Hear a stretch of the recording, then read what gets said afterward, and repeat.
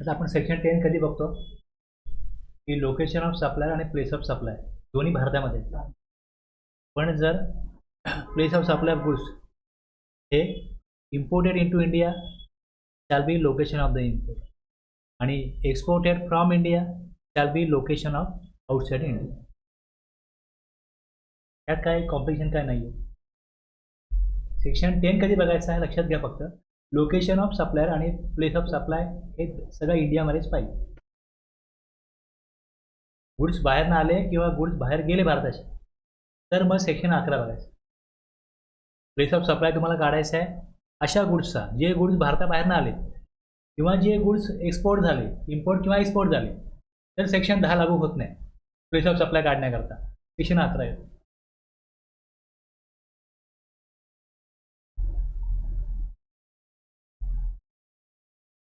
आता तुम्हाला मी एक फसवा प्रश्न विचारतो की आपण बघितलं होतं शेड्यूल 3 मध्ये बघा की गुड्स ऑस्ट्रेलियामध्ये घेतले आणि न्यूझीलंडमध्ये विकले तर प्लेस ऑफ सप्लाय काय आहे? आता ते सप्लायमध्येच येत नाही.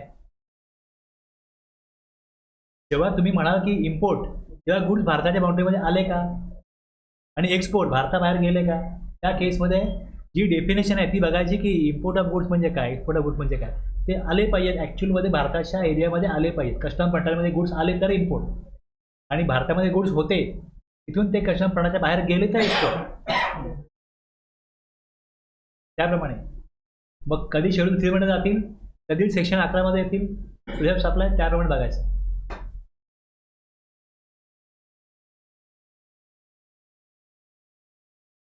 हे दिलंय सगळं यामध्ये.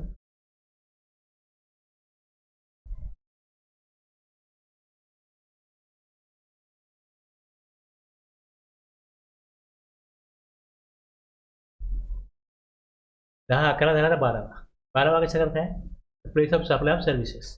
इथे पण हे दिलंय की वेअर लोकेशन ऑफ सप्लाय आणि रिसिपियंट.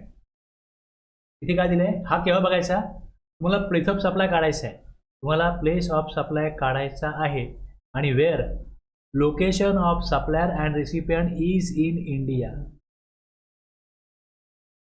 जर रिसिपियंट किंवा सप्लायर भारताबाहेर असेल तर प्लेस ऑफ सप्लाय सेक्शन 12 प्रमाणे डिटरमाइन होणार नाही.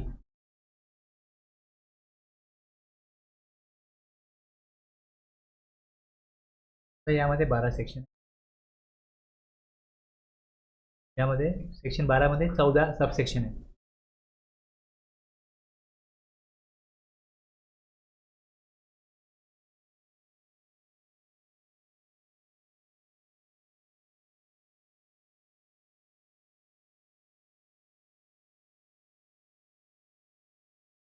हे पहिलेच दिलं इकडे की डोमेस्टिक सप्लाय ऑफ सर्व्हिस आहे.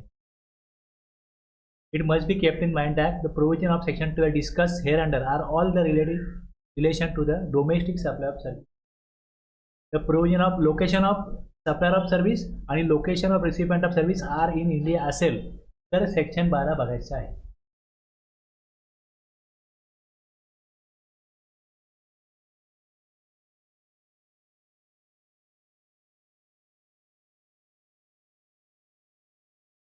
Section 1 काय सांगतो the provision of this section shall apply to determine the place of supply of service where the location of supplier of service and the location of the recipient of service is in India. हे पहिले सांगितलं. हे आहे तर ही provision बघा तर section 12 बघा. General rule काय असेल, जनरल रूल काय असेल म्हणजे खाली दिलेले सेक्शन 12(3) ते 12(14) मधलं जर तुमची सर्व्हिस किंवा तुमची ॲक्टिव्हिटी किंवा तुमचं ट्रान्झॅक्शन त्यातलं नसेल तर हा डिफॉल्ट रूल लावायचा. Place of supply of service except the service specified services या 12(3) 12(14) मध्ये दिलेले आहे. तुमची त्यातली सर्व्हिस नसेल तर तुम्हाला डिफॉल्ट रूल हा लावायचा आहे की रिसिपियंट कोण आहे बघा made to registered person place of supply service the service specified 12(3) ते 12(14) मध्ये नाही आहे तर made to registered person shall be the location of such person. तुम्ही सर्व्हिस दिली, आता मी सर्व्हिस दिली जी सर्व्हिस आहे कन्सल्टन्सी सर्व्हिस ती 12(3) ते 12(14) मध्ये नाही. ओके तर मला डिफॉल्ट रूल काय लागेल मी ज्याला सर्व्हिस दिली तो रजिस्टर्ड पर्सन आहे का? Yes shall be the location of such person. Me service ज्याला दिली तो मध्य प्रदेशमध्ये असेल. सर्व्हिस कुठली दिली? जी 12/3 ते 12/14 मध्ये येत नाही, स्पेसिफाईड सर्व्हिसेसमध्ये येत नाही ती. तर मग place of supply Madhya Pradesh. Registered person कुठे आहे? मध्य प्रदेशमध्ये. पण रेसिपियंट माझा जर अनरजिस्टर्ड पर्सन असेल तर क्लॉज बी सांगतो, made to any person other than registered person shall be the location of the recipient where the address on the record exist आणि otherwise the location of the supplier of service in other case.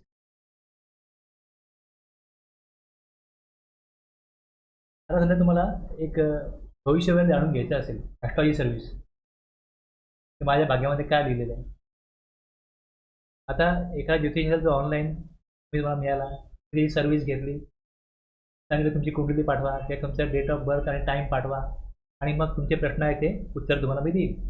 आता अशा पाहिजे service जी आहे, देणारा जो आहे तो GST मध्ये आपण धरूया की रजिस्टर्ड पर्सन आहे आणि रेसिपियंट अनरजिस्टर्ड आहे. त्याला इनवॉइस बनवायचा आहे, त्याला टॅक्स लेवी होईल, कलेक्ट करायचा आहे, भरायचा आहे. तो इनवॉइसमध्ये काय लिहिल? जर अनरजिस्टर्ड पर्सन आहे, location of recipient where the address on the record exist. जर ॲड्रेस त्याकडे उपलब्ध असेल तर त्याप्रमाणे otherwise the location of supplier of service in other cases. ते लोकेशन जे सप्लायरचं लोकेशन आहे तिकडेच त्यांनी सर्व्हिस दिली असं असतो.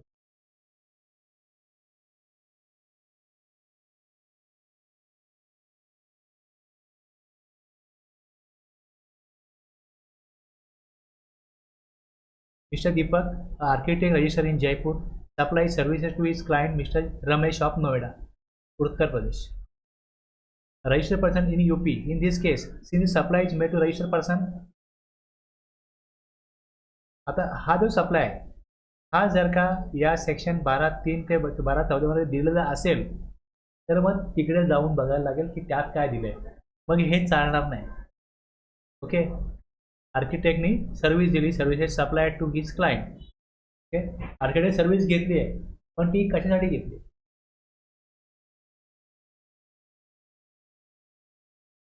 Mister Ram Shastri, an astrologer in Bhilwara, Rajasthan, registered in Rajasthan, provides astrology services to his client Mr. Yogi, who is a resident of Uttar Pradesh but is not registered under GST.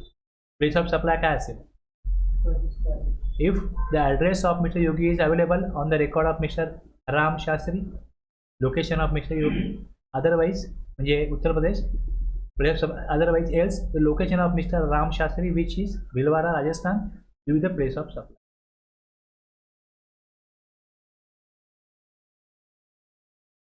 आता ह्याच्यामध्ये जे default प्रिझम्पशन आहे म्हणजे कुठल्या बेसिसवरती, कुठल्या पॅरामीटरवरती ठरवायचं, हा एक बेसिस जो आहे तो B2B आणि B2C आपल्याला माहिती हा असतो. याच्या व्यतिरिक्त आणखीन काय असे मुद्दे असू शकतात की ज्या बेसिसवरती आपल्याला ठरवायचं आहे की प्लेस ऑफ सप्लाय काय. आणि गव्हर्नमेंटला जर का क्रेडिट द्यायचं आहे, जर का सप्लायरला, रजिस्टर्ड पर्सनला जर का सप्लायर आहे जर क्रेडिट मिळालं तर तो आपली कॉस्ट जी आहे ती कमी ठेवू शकतो, कस्टमरला फायदा होतो, तर त्याला ITC मिळणार आहे. बायरला जर का ITC मिळणार आहे, बायरलाही फायदा होतो.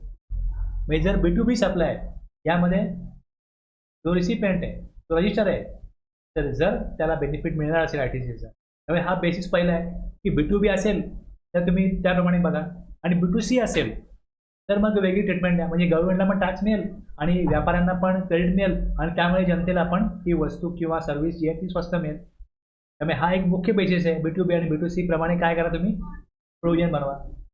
याच्यापेक्षा वेगळं काय असू शकतं का?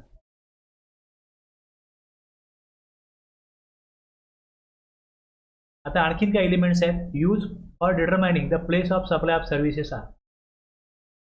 आणखीन काय? Location of service provider, location of service receiver, place where activity takes place, place of performance. आता GST हा काय कन्झम्पशन बेस्ड टॅक्स आहे. हा कुठे त्याचं जो उपभोग घेणार आहे त्यांनी कुठे घेतला उपभोग? कन्झ्युमर कुठे, कुठल्या राज्यामध्ये? जसं B2B B2C हा बेसिस आहे, तसा रेव्हेन्यू कोणाला मिळायला पाहिजे, राज्यांना मिळायला पाहिजे ना. मग तो एक बेसिस असू शकतो. कुठे झालं consumption. Location of service provider काय, लोकेशन ऑफ सर्व्हिस रिसिव्हर काय, place where the activity takes place, where the service is consume, place person to which whom actual benefit flows. आणखीन काय पॅरामीटर असू शकतात, ह्याला प्रॉक्झी म्हणतात. Proxy for determining place of supply of services, place of performance, location of service receiver, location of service provider, actual beneficiary, place person आणि place of consumption. Proxy which gives more appropriate result that others is used for determining the place of supply. म्हणजे फक्त B2B आणि B2C या दोन basis, या फक्त एका बेसिसवरतीच place of supply न ठरवता आणखीन काय बेसिस विचारात घेतले पाहिजे असं लॉ मेकरला वाटलं. त्यामुळे तुम्ही आता सेक्शन 12(3) ते 12(14) बघाल, त्यात त्यांनी या प्रॉक्झीच्या बेसिसवरच काही तरतुदी केल्या. काही तुम्हाला लॉजिकल वाटतील, काही लॉजिकल वाटणार नाही, पण ज्या आहेत त्या तशा प्रकारे वापरायच्या आहेत आणि त्याप्रमाणे त्याचा प्लेस ऑफ सप्लाय डिटरमाइन होईल आणि त्याप्रमाणे टॅक्स लेव्ही होईल. लक्षात.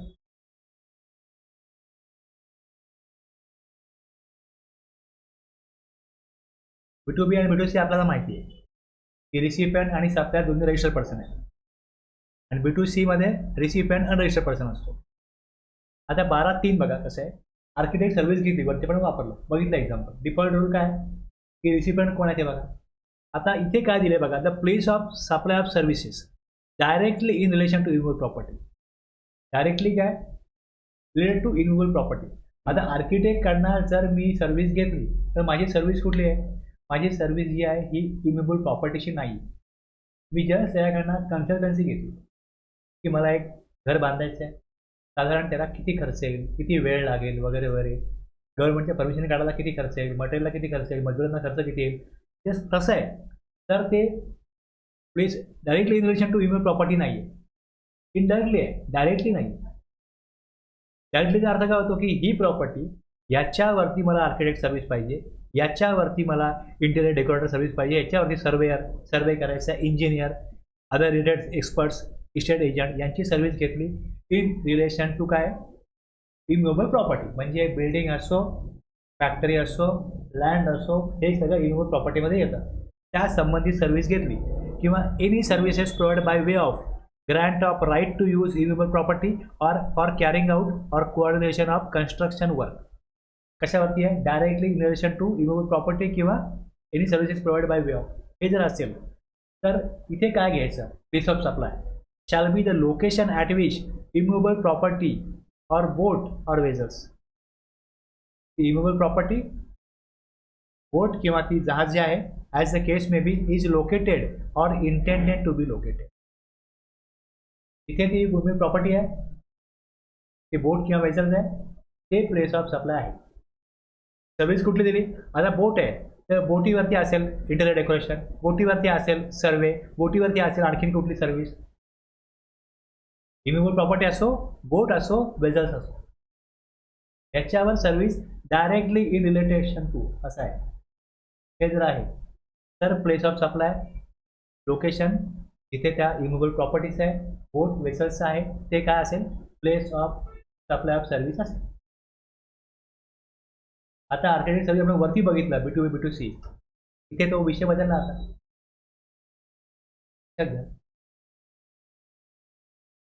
आता माझा तुम्ही मग बोललो मला, माझा तो क्लायंटने विचारलं की अरे हे बिल मला बनवायचं आहे, मी टॅक्स कुठला लावू.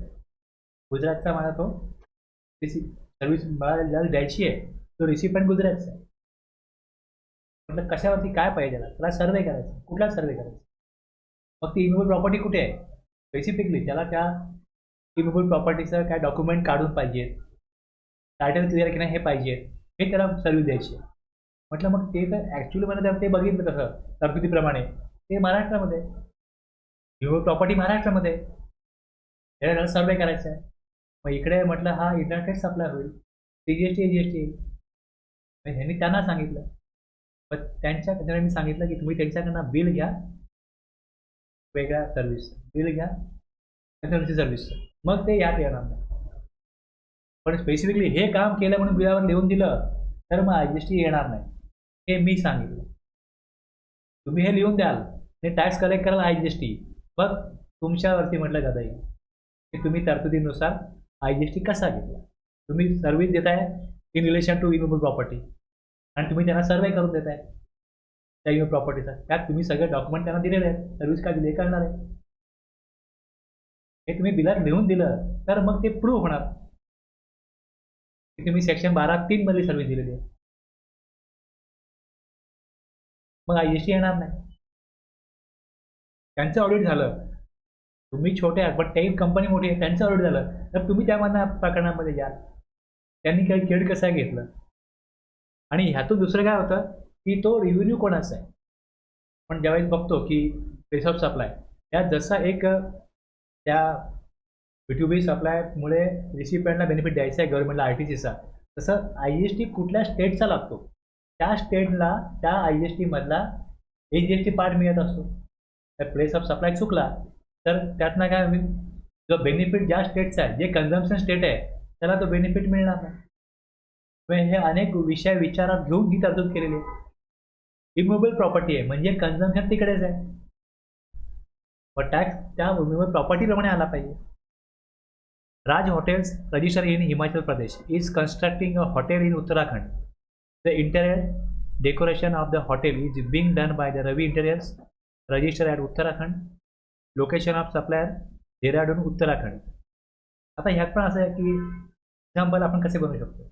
आता जर त्याने हॉटेल घेतलं आहे, त्याला तिकडे बिझनेस करायचा आहे, तो पहिले काय करेल, रजिस्ट्रेशन नंबर घेईल आणि मग त्याला जर ITC सेक्शन 17(5) प्रमाणे जर ब्लॉक होत नाही तर तो ITC घेऊ शकतो. कशाला आपला ITC सोडेल. तिथे बिझनेस करायलाच आहे ना. ज्याप्रमाणे कोणी बिझनेस सेटअप करायला जातो तर त्याला बँक अकाउंट ओपन करायला लागतं आणि GST नंबर नसेल तर बँकेमध्ये अकाउंट ओपन होत नाही. बऱ्याच बँकांना असं आहे. मग तो पहिले काय करेल, GST नंबर काढेल. हे तो पहिले करेल. नंबर काढला का बँकेचा इंटरेस्ट लागला, काही लागला, त्यातनं मग परत बऱ्याच गोष्टी अशा. प्लेस ऑफ सप्लाय CGST लावणार आहे सप्लायर. मग हा कशाला आपला तो वेगळ्या स्टेटचा नंबर देईल. तो वेगळ्या स्टेटमधनं आलाय. समजा एखादा व्यक्ती गुजरातवरून महाराष्ट्रात येऊन बिझनेस करतोय तर त्याला इकडे पहिले GST नंबर घेणं गरजेचं आहे. त्याला घ्यावाच लागेल. जर तो इकडे आपला बिझनेस सेटअप करतोय तर सगळ्यात पहिले तो काय करेल, GST नंबर घेईल. सांगेल लावा CGST. जसं मी तुम्हाला मागे सांगितलं की मला जो सर्व्हिस चार्ज देत होतो की मला सेटिंग करून द्या टॅलीमध्ये, मी त्यांना सेटिंग करून दिली तर त्यांनी मला नंबर एक बिल बनवून दाखवा म्हणून सांगितलं. नंबर कुठला आहे, नंबर चुकीचा आहे. जर त्यांनी आपली ॲक्टिव्हिटी महाराष्ट्रात सुरू केली तर त्यांनी डेफिनेटली महाराष्ट्रामध्ये बिझनेस काढला, नंबर काढला असेल. मग त्यांनी विचारलं, मग कळलं नंबर आहे, मग तो नंबर टाकला, मग लागला CGST. इंटरनेट सप्लाय असेल आणि त्यांना घ्यायचं आहे, त्यांना पुढे सप्लाय करायचं आहे, ते नंबरशिवाय बिझनेस इथे करूच शकत नाही, करणारच नाही.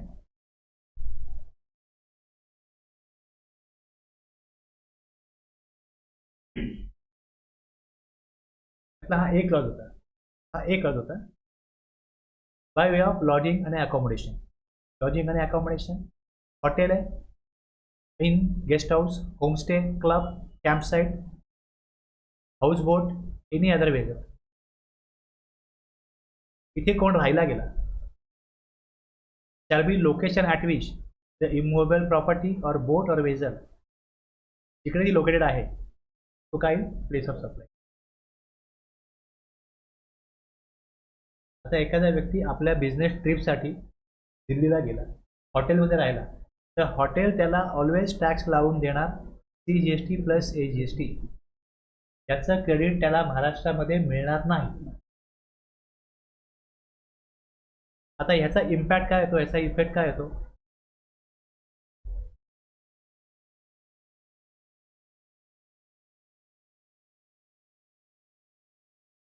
जर तुम्ही GSTला CBमध्ये बघायला जाल याचा काही इफेक्ट येतो का.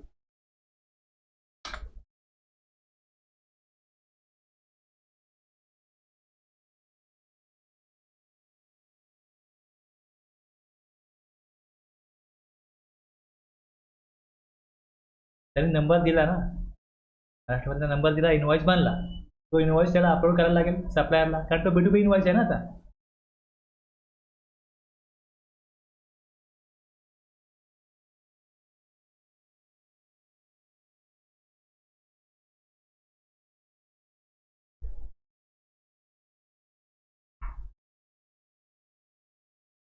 हा 2A मध्ये येईल का, 2B येईल का तो इनवॉइस, सगळ्यात पहिली गोष्ट. जर महाराष्ट्रामधला नंबर आहे आणि गुजरातमधला लागला CGST HST, तर महाराष्ट्रामध्ये तो 2B 2A येईल का.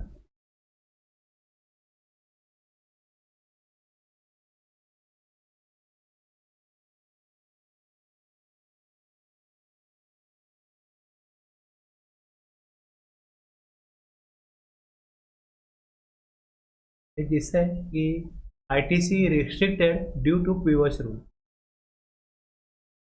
मग तो इथे रिपोर्ट करायचा आहे, त्याचा ITC मिळणार नाही. तो जरी आला तरी तिकडे येतं की ह्याचा ITC घेता येणार नाही, कारण गुजरातचा HGST महाराष्ट्र स्टेट, तर तो HGST सेट ऑफ देत नाही. मग ITC रिस्ट्रिक्ट होतो ड्यू टू पीओएस रूल. आता याच्यावरती सरकारला काय करायचं असेल म्हणून कदाचित त्यांनी हे रिपोर्टिंग मागवलं असेल, तिथे रिपोर्ट करा.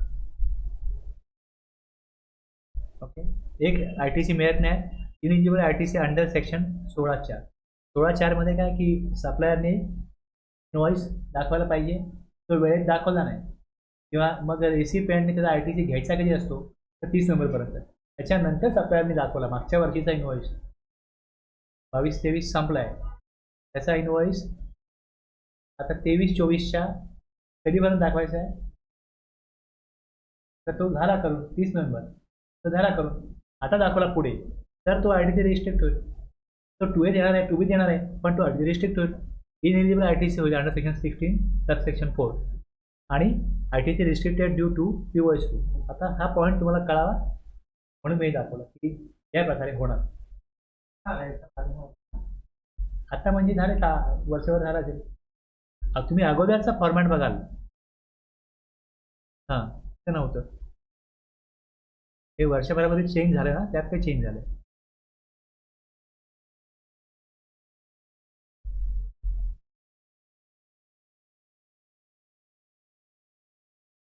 पूर्वीचा फॉर्मॅट ते पण तुम्ही इथे पण बघता, इथे तर इथे रूल 38 टाकला आहे, 38, आणि इथे पुढे 17(5) वरती घेतला, 17(5) वरती घेतला, आणि मग हे सर्क्युलर काढलं जुलै 22 मध्ये की इथे ऑल ITC मध्ये जो ITC येईल तो तुम्ही चेंज नाही करायचा. पहिले काय केलं जायचं, हे ऑटो अपडेट होत नव्हतं.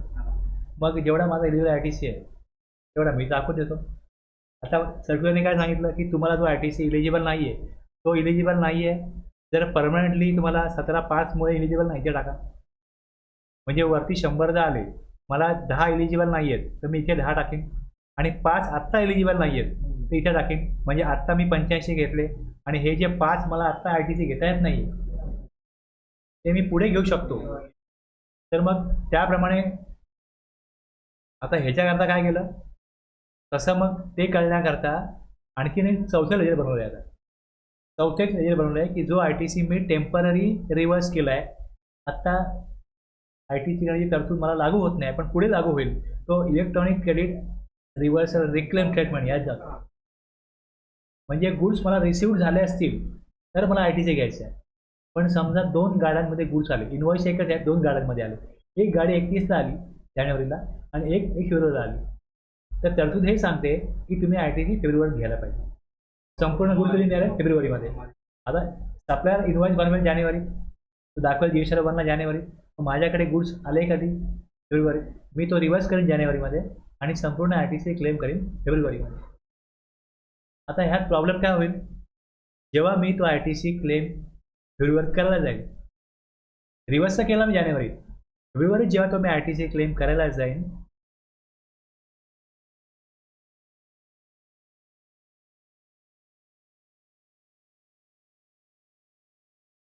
त्यावेळेस मला जो मागच्या वेळेला मी आकडा कमी केला आहे तो वाढवायचा कुठे, तो वाढवायचा कुठे. तर इथे हे दिसतंय ऑटो पॉप्युलेट युअर अमाऊंट 165 आणि सिस्टम कम्प्युटेड 165. जर मागच्या वेळेला मी 5,000 कमी केले होते, ते मी आता वाढवलं इकडे, हा आकडा जर मॉडिफाय करता येतो, तो मॉडिफाय केला तर 170 दाखवेल. म्हणजे एक्सेस ITC वाटतो की नाही, मग एक्सेस ITC वाटतो तर खाली इकडे दिले ITC reclaim which was reverse under table 4B2, पहिले मागच्या महिन्यात किंवा अगोदरच्या महिन्यात 4B2 मध्ये रिव्हर्स केला होता तो मी आता रिक्लेम करतो. आणि तो रिव्हर्स केलेला कुठे आहे, जे चौथ्या रजेला काढलंय त्यात तो असला पाहिजे. जर मी 4B2 मध्ये टाकला असेल तर त्यात जाईल. म्हणजे जो स्क्रुटिनी करणारा व्यक्ती आहे त्याने ते बघायचं. अगोदर तसं चौथ्या रजेला नव्हतं, तुम्हाला अगोदरच्या वर्षी मिळणार नाही, या वर्षी आतापासून पुढे मिळेल.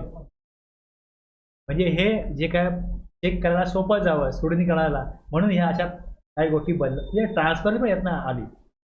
ट्रान्सपरन्सी येते की मला माहिती आहे की माझा रिव्हर्सल हा परमनंटली 17/5 मधला आहे, तो ITC मला घ्यायचाच नाहीये, तो आत्ता नाही पुढे नाही कधीच नाही घ्यायचा आहे, पण आत्ता घेऊ शकत नाही पुढे घेऊ शकतो, असा रिव्हर्सल करायचा आधारमध्ये. आता प्रॉब्लेम असा आहे की काही लोकांना गॅरंटी नसते की हा रिव्हर्सल परमनंट आहे का टेम्पररी आहे. परमनंट केला तर मला परत घेता येणार नाही, मग ते आधारमध्ये टाकतात. टाकून द्या आधारमध्ये, म्हणजे रिपोर्टिंग चुकीचं आहे ना, पण टॅक्स चुकीचा घेतला नाही म्हणजे कुठला इंटरेस्ट पेनल्टी येणार नाही. आपण चुकीचा क्लेम नाही घ्यायचा, पण रिपोर्टिंग चुकीचं झालं. आता एखादा सप्लाय आला, आता कोणाला माहितीच नाही की अरे आपण घेतला की नाही घेतला. हा घेऊ की अकाउंटंट म्हणतो की याच्यातलं माझ्या काय माहिती नाही आहे. अकाउंटंटनी साईडवरती विचारलं तर जो कोण वस्तू हे व्यक्ती हे बघतो तो रजेवर आहे. आता रिटर्न फाईल करताना काय करणार, मग आता टाकून द्या आधारमध्ये. नंतर जर आपल्याला कळलं रे हा मला आला होता पण हा कुठे ठेवलाय का, सप्लायरला विचारलं की हा माल तुम्ही पाठवला होता का, सप्लायर म्हणतो बघून सांगतो, त्यालाही सांगता येत नाही. मग अशा परिस्थितीत डिले झाला तर मग टेम्पररी टाकून द्या आधारमध्ये. डिपार्टमेंटचा विचार टॅक्स पेअरला तुम्ही आधारमध्ये का टाकला, तुमचा सप्लाय नव्हता दुसरा नव्हता, तुमच्या नावावर चुकून बिल झालं होतं, पण आम्हाला कन्फर्म नाही झालं, आमच्या नावावर बिल झालं असं तर आम्ही टाकला परमनंट रिव्हर्सल तर आम्ही आचरणीमध्ये आलो असतो. आम्ही ITC घेतला का नाही घेतला ना, चुकीचा रिपोर्ट झाला, पण तो पण आमच्याकडे माहिती पूर्णपणे नव्हती की ॲक्च्युली काय आहे, म्हणून आम्ही काय केला तो नाही घेतला ITC. तुम्हाला इथे मान्य करायला लागेल, डिपार्टमेंटला मान्य करायला लागेल की त्याचा उद्देश काय, मला कायदा पूर्णपणे पाळायचा आहे, पण कुठेतरी माझी अडचण झाली म्हणून मी तो 4B1 मध्ये न घेता 4B2 मध्ये गेलो. पण त्याला इफेक्ट काय होतो, तो गेला त्याला गेला तर गेला ना तिकडे, तर काय करणार होतं.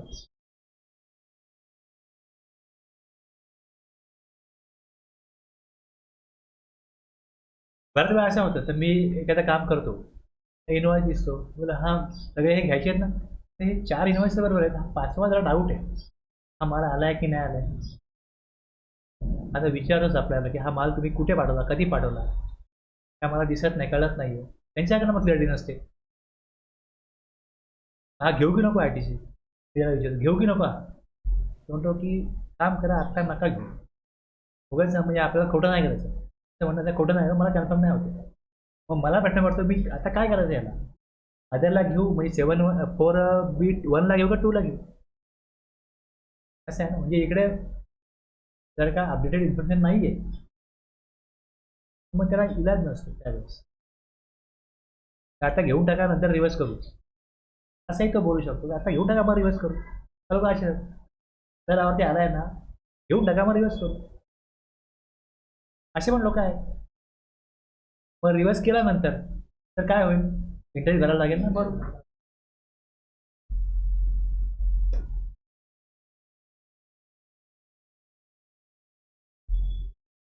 कळलं मला. इम्युबल प्रॉपर्टीवरती जर का सप्लाय असेल, आता लॉजिंग आहे, अकॉमोडेशन आहे, हॉटेल आहे, आता त्या हॉटेलनी सर्व्हिस दिली, त्या आता इथे बघा इथे B2Bचा बेनिफिट गव्हर्नमेंटनी बघितलेला नाहीये.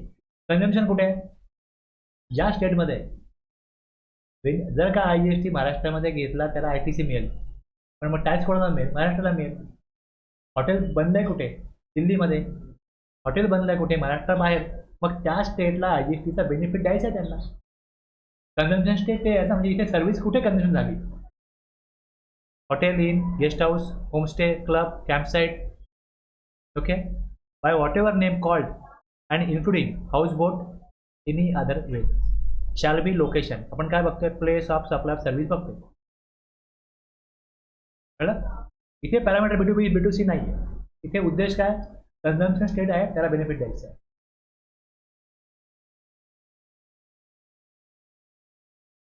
Clause C by way of accommodation in any immovable property for organising. लॉजमध्ये राहायलाच आहे. आता कशासाठी इमूवेबल प्रॉपर्टीमध्ये काय करायचं आहे? For organising any marriage, reception, matters related thereto, official, social, cultural, religious, business function, including services provided in relation to such function at such property, shall be place of supply, shall be the location at which immovable property or boat vessels located or intended to be located.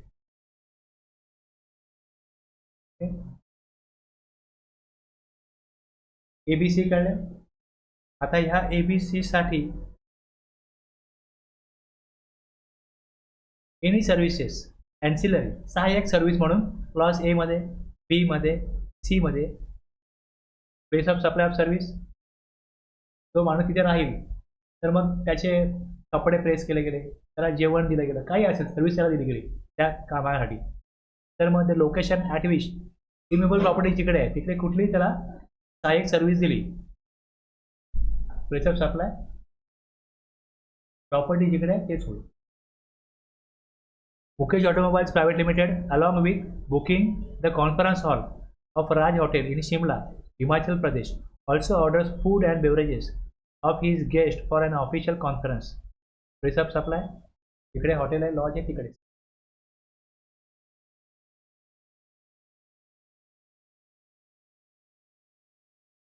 दिलाय specifically CGST and AGST credit of one state cannot be used to set off the liability of another state.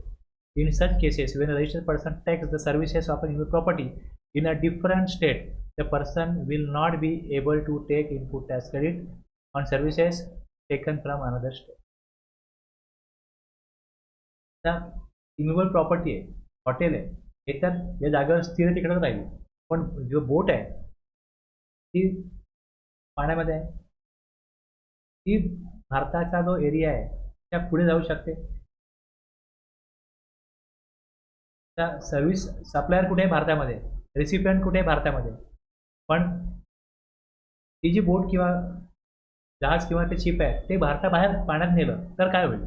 Provided that if the location of the immovable property or boat or vessels is located or intended to be located outside India, the place of supply shall be the location of the recipient. मग location of recipient. Okay. If the immovable property boat vessel is located outside India, location of recipient of the service is a place of supply.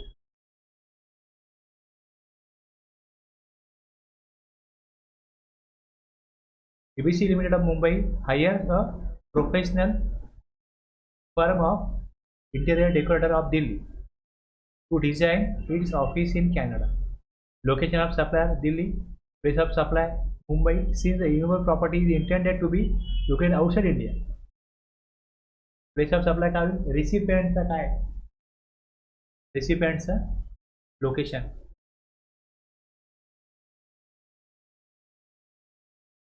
आता आणखीन complication बघा काय, आणखीन complication बघा. Wear the immovable property or boat or vessels is located in more than one state or UT, the supply of service shall be treated as made in each of the respective state or UT. Immovable property कुठे आहे? एकाहून जास्त स्टेटमध्ये किंवा union टेरिटरीमध्ये आहे. आता in proportion to the value of service separately collected और डिटरमाइंड. वेगवेगळ्या ठिकाणी सर्व्हिस दिली तर रिसिपियंट आणि सप्लायर आहे यांच्याकडे काय ॲग्रीमेंट असेल त्यात दिलेलं आहे कॉन्ट्रॅक्ट किंवा ॲग्रीमेंटमध्ये याप्रमाणे की या स्टेटला मी एवढा चार्ज घेईन, त्या स्टेटला एवढा चार्ज घेईन, बरोबर आहे ना? पण तसं काय केलं नाही. एकाहून जास्त स्टेटमध्ये इम्युएबल प्रॉपर्टी आहे आणि एक लमसम कॉस्ट दिली, कुठलेही ॲग्रीमेंट किंवा कॉन्ट्रॅक्ट किंवा क्लिअरिफिकेशन त्यात नाही आहे. मग प्लेस ऑफ सप्लायला कशा प्रकारे घ्याल, किती अमाऊंट कुठल्या ठिकाणी घ्याल. समजा मी 1 लाख रुपये सांगितले आणि तुम्ही सांगितलं मला महाराष्ट्रामध्ये ठराविक ठिकाण आहे तिकडे लॉजिंग सर्व्हिस द्या, गोव्यात पण द्या आणि याचे महाराष्ट्रामधलं किती चार्ज होईल सांगा. मी सांगितलं महाराष्ट्रामध्ये चार्ज होईल 40,000 आणि गोव्यामध्ये चार्ज होईल 60,000. हे कॉन्ट्रॅक्ट आहे, हे ॲग्रीमेंट आहे, ह्या क्लिअर होतं ना. प्लेस ऑफ सप्लाय महाराष्ट्रामधला किती आहे किंमत 40,000. पण असं काही नाही, 1,00,000 दोन्ही मिळून लमसम 1,00,000. आता काय करणार तुम्ही? प्लेस ऑफ सप्लाय महाराष्ट्रामधला किती आणि गोव्यामधला किती कसा काढणार? In the absence of such contract or agreement on such other basis as may be prescribe, मग त्याचा रूल बनवला जाईल. मग त्या रूलप्रमाणे काढ. मग रूल IGST ॲक्टमध्ये हा रूल 4 आहे. ओके, यात काय दिलं? Rule 4, POS shall be in proportion to number of nights area on the basis of declaration by service provider. Service प्रोव्हायडरनी आधी डिक्लेअर केलं असेल ते बघायचं. तर ह्यात ABC Limited is providing construction services of a road to the constructed from Delhi to Mumbai covering multiple states. As per explanation to section 12(3) of the IGST Act, where the immovable property is located in more than one state, the supply of service shall be treated as made in each of the state in proportion to the value for service separately collected or determined in terms of the contract agreement entered into this regard. पण absence आहे such contracting agreement on such other reasonable basis. मग रूलप्रमाणे बघा. मग rule बघायला. मग rule काय सांगतो? रूल काय सांगतो? A company in Pune contract, हे आता ॲडिशनल एक्झाम्पल दिली. पुढे रूलमध्ये येतो मी. रूल 4. रूल 4 क्या बघायचं? The company with the supply of service attributable to different state UT under section 12(3) of the IGST Act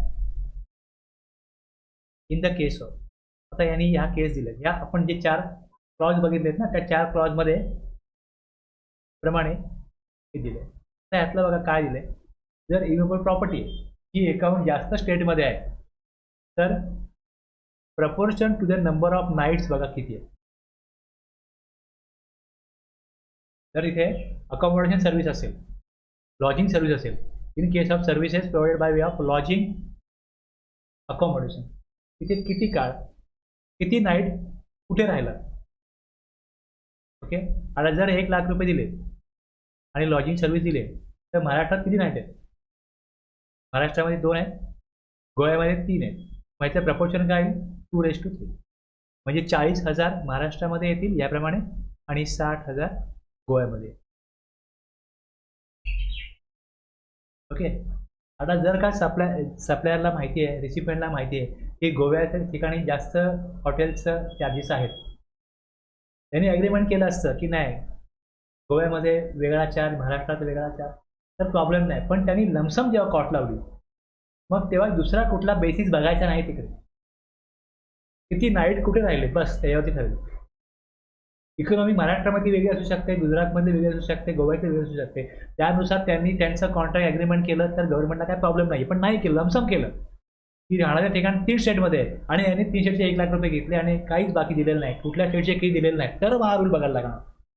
मग तेव्हा बेसिस काय येणार? किती नाईट कुठे राहिले. लॉजिंग सर्व्हिस आहे, अकॉमोडेशन सर्व्हिस आहे, राहण्याकरता ती जागा वापरली. दुसरं काय की in case all other services in relation to immovable property including services by way of accommodation in any immovable property for organizing any marriage reception. कुठला वेगळा सोहळा आहे ना आता त्याकरता. मग त्याकरता काय दिले?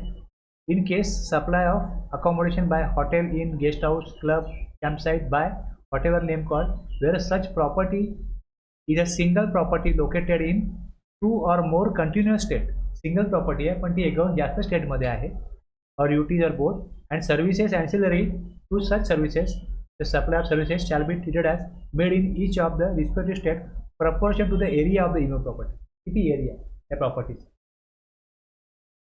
एक लमसम अमाऊंट घेतलेली आहे पण एरिया एकाहून जास्त स्टेटमध्ये असेल तर मग किती एरिया वापरला जो किती होता त्या एरियाप्रमाणे आणि तिसरं काय की लॉजिंग अकोमोडेशन बाय हाऊसबोट किंवा वेजल्समध्ये आहे. तिथे राहिले तर किती टाइम स्पेंड केला in proportion to the time spend by the boat किंवा वेजल, किती वेळ काढला. आता किती वेळ काढलाय कोण सांगेल, कसं कळेल.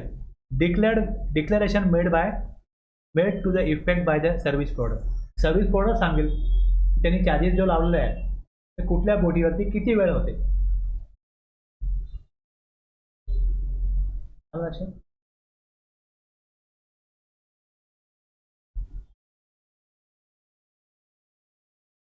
A hotel chain X charges a consolidated sum of rupees 30,000 for stay in 2 establishments in Delhi and Agra.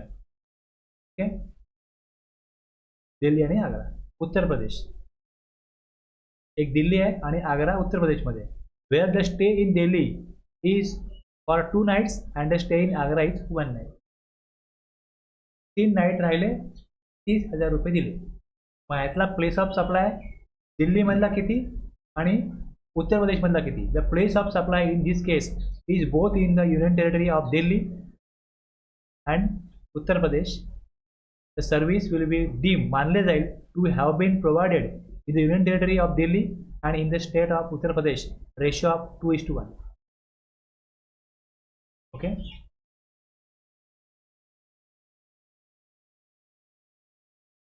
The value of services provided will thus be apportioned 20,000 Delhi करता आणि 10,000 उत्तर प्रदेश करता. 2 नाईट दिल्लीमध्ये आहेत आणि 1 नाईट उत्तर प्रदेशमध्ये आहे.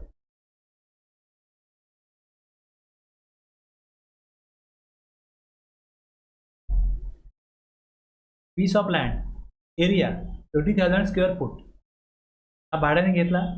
त्याच्यामधला पार्टली इन्स्टेट S1 मध्ये 12,000 स्क्वेअर फूट आहे आणि partly estate S2 8,000 square foot आहे. असं कुठेतरी आहे त्यामुळे ही तरतूद केली गेली. सगळीकडेच नसेल पण कुठेतरी आहे ना, मग तेव्हा कसे काढतात पैसा शॉप म्हणून दिलेलं आहे. कळलं एवढं. आणि तिसरं किती आवर्स काढले. Company C provide service of 24 hours accommodation in house boat. आणि 24,004च केला पण त्यातलं ती जी बोट आहे which is situation both in Kerala and Karnataka in as much as the guest board, the house boat, guest board, the house boat in Kerala and stay there for 22 hours, but in also moves into Karnataka for 2 hours. 22 तास कुठे आहे केरलामध्ये, 2 तास कुठे आहे कर्नाटकामध्ये. मग ratio काय येईल 22:2 येईल म्हणजे 11:1 सिम्प्लिफाईड.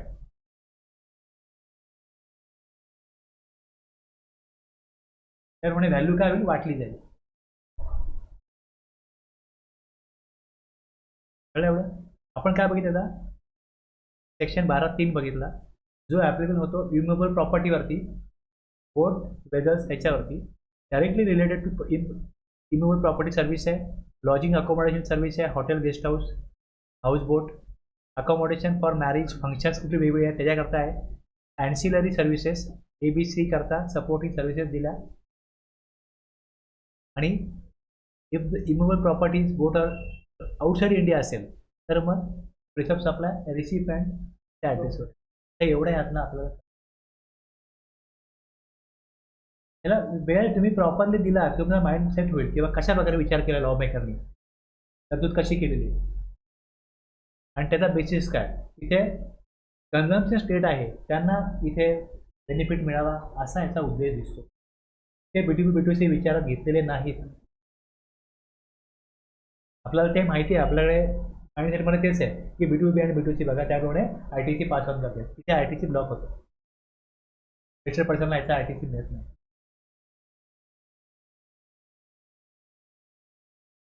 याच्यामध्ये खूप एक्झाम्पल दिलीत. उद्देश हा आहे की जेव्हा कधी तुम्हाला हे समजून घेण्याची गरज वाटेल तेव्हा तुम्ही वाचायला जाल तर तुम्हाला त्या एक्झाम्पलने त्या तरतुदी मला खूप क्वालिटी ध्यान द्यायला लागतो. तुम्ही तेवढा शांतपणे जर का हे विचार केला आणि अभ्यास केला तरच कळणार, अदरवाईज नाही कळणार. 12.4 place of supply of performance based services for individual. The place of supply of restaurant and catering service, personal grooming, fitness. आता हे कोणा करताय? इंडिव्हिज्युअल करताय, इंडिव्हिज्युअल घेणार आहे service. Okay. Beauty treatment, health service, एखादा पार्टनरशिप फर्म गेली त्यांनी सर्व्हिस घेतली, अशी सर्व्हिस नाही आहे ना. हा कोणतरी व्यक्ती जाऊन घेईल. कॉस्मेटिक, प्लॅस्टिक सर्जरी कोणाची केली जाईल? इंडिव्हिज्युअलची केली जाईल ना. Shall be the location where services are actually perform. तिकडे सर्व्हिस दिल्या जातील. Place of supply. X of Goa went on trip to Mumbai. Mrs. X of Goa went to trip to Mumbai. She availed beauty treatment service in beauty parlor of Mumbai. Recipient कुठला पण असो, place of supply मुंबईत दिलाय, महाराष्ट्रात दिलाय, place of supply Maharashtra येईल. हा interstate supply येईल, टॅक्सेस CGST AGST येईल. त्यात काही गुंतागुंत नाही, त्यात काही कॉम्प्लिकेशन नाही. मनीष कॅटरर्स इन मुंबई आहे ना, रेस्टॉरंट आणि कॅटरिंग सर्व्हिस आहे ना.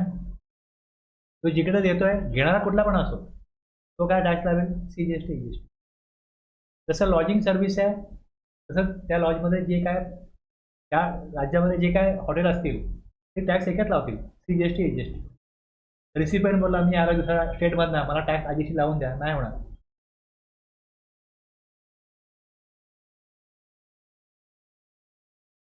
ट्रेनिंग आहे, ट्रेनिंग आणि परफॉर्मन्स अप्रेझल. हे काय असतं? परफॉर्मन्स अप्रेझल काय असतं? एक ट्रेनिंग सर्व्हिस आहे, दुसरं परफॉर्मन्स अप्रेझल आहे.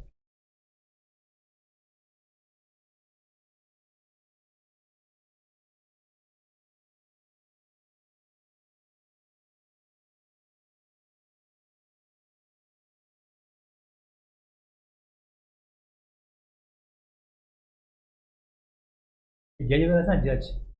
त्याचं performance appraisal is a regular review of an employee job performance. Examine करणारे, टेस्ट करणारे, बघणारे, अशा प्रकारे.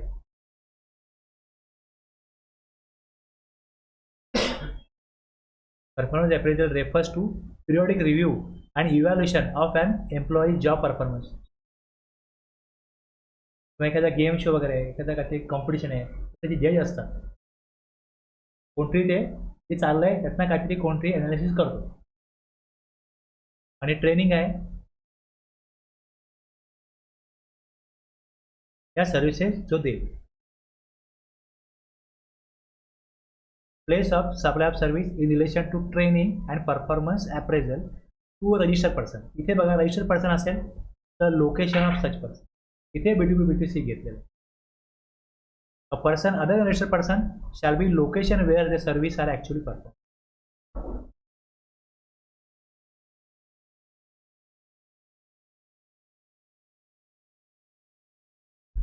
आपण हा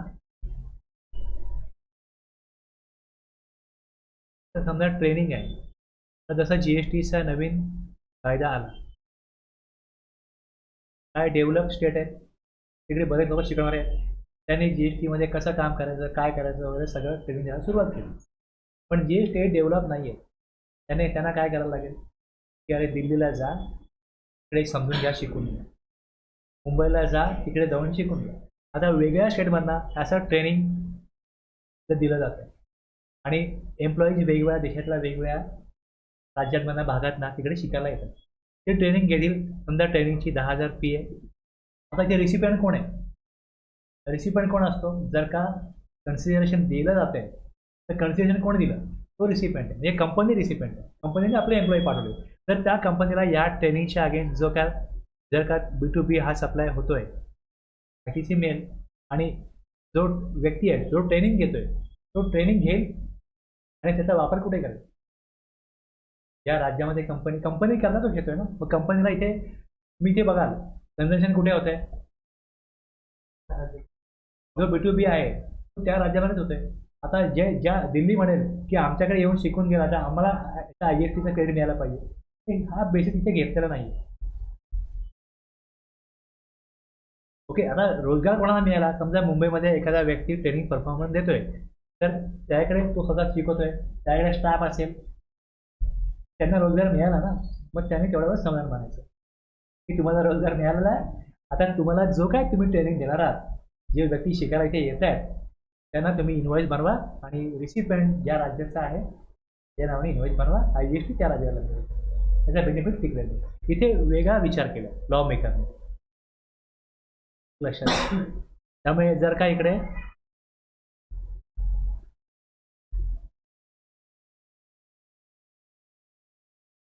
Amogya Institute of Fashion Designing in Bangalore, Karnataka provides fashion designing training to Mohan Apparel, registered in Chennai, Tamil Nadu. The training is conducted at Amogya Institute premises. Okay, कुठे? कर्नाटकामध्ये. पण प्लेस ऑफ सप्लाय काय येईल? तमिळनाडू. म्हणजे हा काय होईल? Interstate supply होईल आणि टॅक्स ॲप्लिकेबल होईल IGST. पण हेच जर का रिसिपियंट अनरजिस्टर आहे तर